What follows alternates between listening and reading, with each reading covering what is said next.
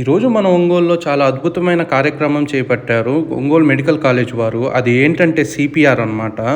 ఈ కార్యక్రమం గత వారం నుంచి మన ఒంగోలు పరిసరాల్లో జరుగుతూ ఉన్నది.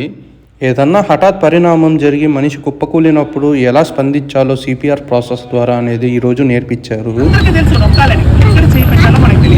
ఎలా నొక్కాలో మనకు తెలియదు. ఇవన్నీ మీకు ఒక అవగాహన కల్పించడం కోసం ప్రభుత్వం వారి చేత ఇలా అందరికీ మీకు తెలియడం కోసం ఇక్కడ మేము వచ్చి చెప్తున్నాం అన్నమాట మీకు. ఓకేనా? మన చేతిని ఛాతీ మధ్య భాగాన పెట్టి నిమిషానికి 100 సార్లు పంప్ చేయాలి. ఇలా చేసినప్పుడు సిపిఆర్ ప్రాసెస్ అనేది కంప్లీట్ అవుతుంది. కార్డియాక్ అరెస్ట్ కేసులు అనేవి ఎక్కువగా వస్తున్నాయి ప్రపంచవ్యాప్తంగా, మన దేశవ్యాప్తంగా చూస్తే. అంటే అందుకోసమే ఈ యొక్క ప్రత్యేక క్యాంపెయిన్ అనేది నిర్వహించాలని చెప్పేసి WHO సూచించింది. అసలు ఏంటి? అవునండి, కరెక్ట్. రోజు రోజుకి ఈ గుండె ఆగిపోవడం వల్ల జరిగే మరణాలు ఎక్కువ.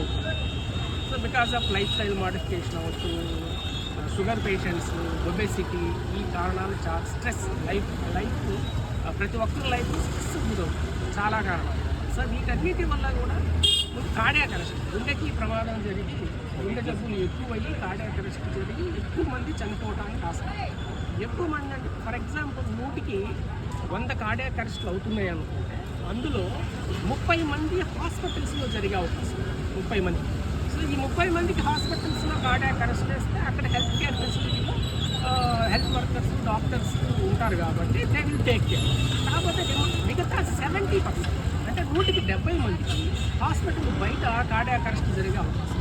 సో వాళ్ళందరికీ ఎవరు కేర్ ఇస్తారు? అందరూ అంటే సిపిఆర్ ప్రక్రియ తెలిసిన వాళ్ళు సొసైటీలో ఉండాలి.